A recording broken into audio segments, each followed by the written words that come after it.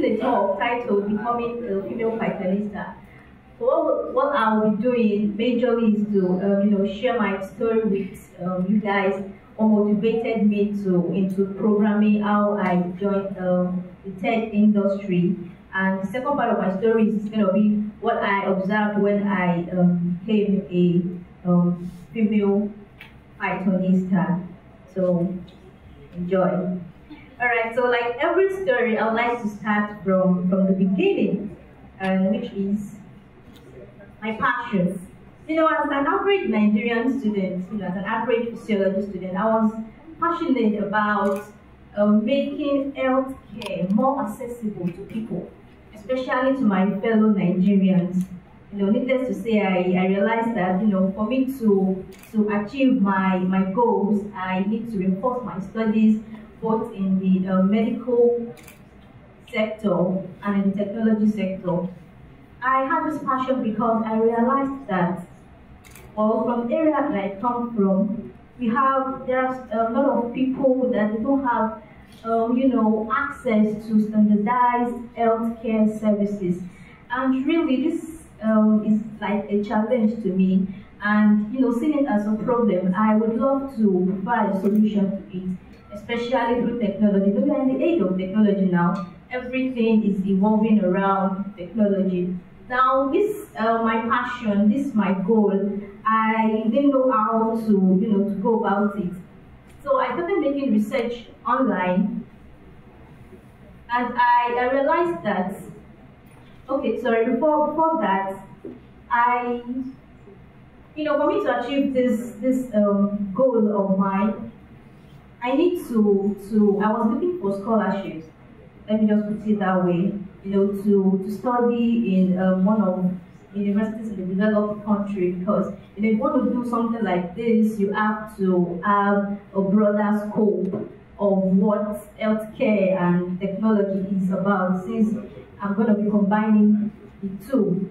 Now, interestingly, there is a classmate of mine that was awarded a scholarship to study in the United States. And on hearing the news, I was surprised. I was happy. That moment when someone right next to you asks that thing that you've been looking for. Like, wow, what did she do? How did she go about it? What did she apply for? And I discovered that it was through programming. Wow, programming. Okay, so what is this? What is this programming? What is programming all about? Now, I didn't just discover that it was through programming. Out of my curiosity, I also found out that, what I wanted to do right from time could actually be achieved through programming. Trying to improve healthcare accessibility to people with the aid of technology. Wow, because when I heard about people that are trying to build models to predict diabetes by building algorithms that can detect the blood sugar level in people, when it comes to detecting eye defects, e.g. like cataract or glaucoma. I heard about people doing stuff like that, and I was amazed, because that is actually a great thing that they were doing. So when I discovered that technology, programming is inside technology too, right? And when I discovered that I could actually achieve my goal through that, but my tenacity into programming increased. But then I didn't know where to start from. Because there were a lot of programming languages, I didn't know which one to learn first. I didn't know where exactly to start from. That was my major challenge when I was about entering into programming, because everything was so overwhelming. But luckily for me, there was a tech event held in my school, and that was the Django Girls. Thank God for this tech event. My horizon about programming broadened. I got more exposed to what programming was all about. But you trying to build a website just in 2 days, it's not enough, right? Is it? No, it's not. But because of my passion, I tried. I pressed on. by picking up with one of the coaches there, and I explained myself to him, and he introduced me to Python. Wow. So I hope you can relate from where I was coming from up to Python. Now thank God for Python. Python was like a lifesaver for me. Python made programming more easy for me. It's made it, through Python I could learn programming easily.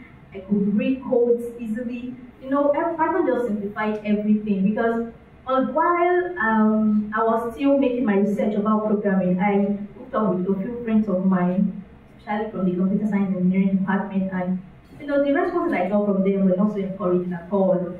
Like, program, what do you want to do with programming? It's boring, it's not interesting, But because of my passion, because of what I wanted to achieve from, because I was like, if this thing could actually provide an opportunity that I was looking for someone, then there could be chances for me there too. So let me just keep trying.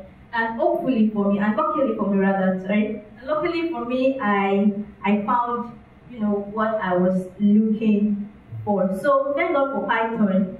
I became a programmer. Though when I started, the journey was not so smooth because I had some issues.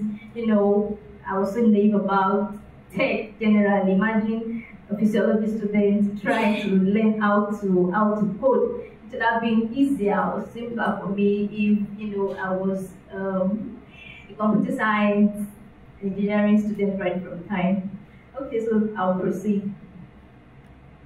Alright, so that's a brief story of how I got into programming and how I started with Python. But before I proceed to the second part of my talk, I would like to chip in this. A good attitude and a lot of positive energy can get you a long way. From what I said, from what I experienced, let's assume I followed what my friends were telling me. I would have even quitted right before I started. So please, I want to put to us, never get discouraged, whatever it is that once you're passionate for it, just keep going for it and discover that the sky is just your starting point. Alright, thank you. Okay, so now that I started programming, as a result, I wanted to learn more, I wanted to build myself up more, and I attended more tech events, met with more programmers, networked with people. But as a result of that, I discovered something. I discovered that, in fact, if not all of the tech events that I attended, most of them, there were more guys and fewer ladies. Why? Even if I thought there were ladies, there are just so few. Why are there so few ladies? And everywhere is always so full of guys. Now let me take for example, this is Python Nigeria, right? I had the guys here to stand up.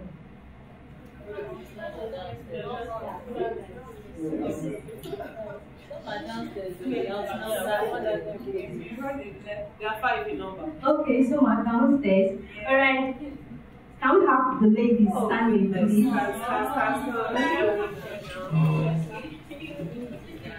Wow. This is impressive. Actually, before now, the event I've always been attending, if at all you see ladies, they are always few, like compared to the guys around. And personally, for me, I relate more. I connect easily with ladies compared to guys. When you're just coming up and trying to network with a male programmer, I don't know, there's this look on the face. They always have this straight and strong and serious faces. Alright, so let me continue. Now, personally for me, I also saw this as a challenge that needs, an urgent attention. Okay, so as the journey went by, I was thinking, what would be the reason why we have so few ladies in tech? What would be the reasons why we don't have many of them, and tech is so full of guys? Then I discovered some ways where I decided to categorize them in 3 points. Number one, they think it's not interesting. You know, personally for me, if something is not interesting, I wouldn't go for it. And I know we ladies, we don't like stuff that are not interesting, do we? No. And may I put to us that, in fact, tech generally, it's an interesting sector. In fact, it's an interesting field. You know, you might not necessarily have to be a programmer before you can be a techie, or you can be someone in tech.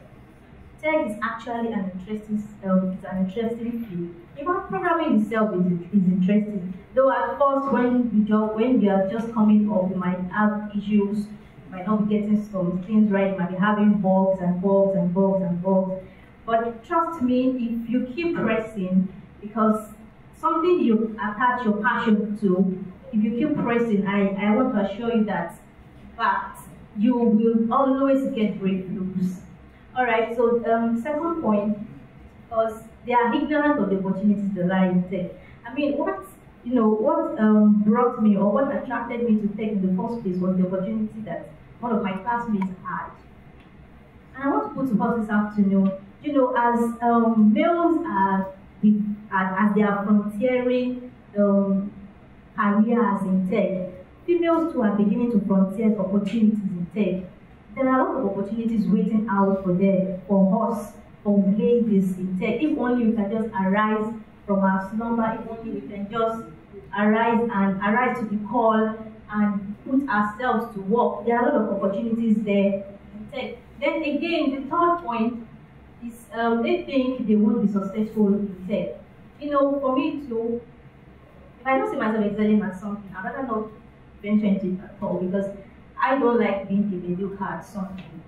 And this is a big one, because people think that tech is meant for guys, and you know, will I be successful by venturing into this thing? Will I make it? There's this silent fear in ladies. There's this skepticism in ladies that they probably might not make it, they probably might not be successful, they probably might eventually quit at the end of the day. Now, you know, it's not just cool for me to identify challenges and not think about how to first solutions it. You know, so I came up with you know, some stuff here. Then how can we solve this problem? Now, the first one I want to talk about is reorientation. Now, you know how tech has been painted in our society today. It has been painted as a career or a field meant for guys. And to me, that is not fair enough. In fact, it's not fair at all. So what I would want to put to us this afternoon is that, can we reorientate ourselves? Can we orientate those around us? Can we make people know that tech is not just for male? I mean, you know, technology is meant for everyone, right? Is that correct? Technology is meant for everyone. Don't you think it's unfair if what is meant for everyone is being designed by you know, a part of the whole population? The major solutions that technology are referring to our society, you know, has to do with both males and females. Then if the males are the only one trying to design most, or trying to contribute majorly to stuff in tech, then I don't think it's probably a good thing at all. Alright. Then again, I said, rather than put off the flame, why not ignite the spark? Rather than put off the flame. Now this has to do with the younger female generations. You know, you have younger female girls, teens around, probably your sisters, your cousins, your relatives, here, near, and far away, and you can spot in them that they have potential, they have interest in science, in stuff that has to do with science and technology.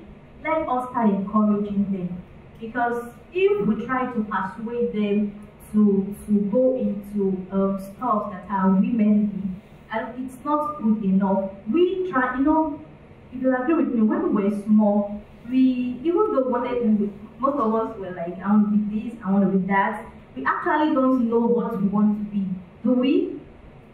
No. So these little ones are depending on us to make decisions for them. And if we can help them set their feet on the right path by identifying their potentials, I think it's going to help provide a solution to this challenge. Then again, the third one that I think is mentorship. You know, when I got into programming there, when I just started, there is this, I always have issues, not always, once in a while. And there is this person I made mention of earlier, who was my coach, and I always, you know, run to him. He is my go-to person then, and he always put me through. Now, mentorship for me, the way I would like to describe it is you standing on the shoulders of elders. You know, by you standing on the shoulders of elders, you can, even if you cannot see further than they can see, at least within their own jurisdiction, you can still see within their scope. So if you have mentors, if mentors are, are assigned to young ones that are coming up, or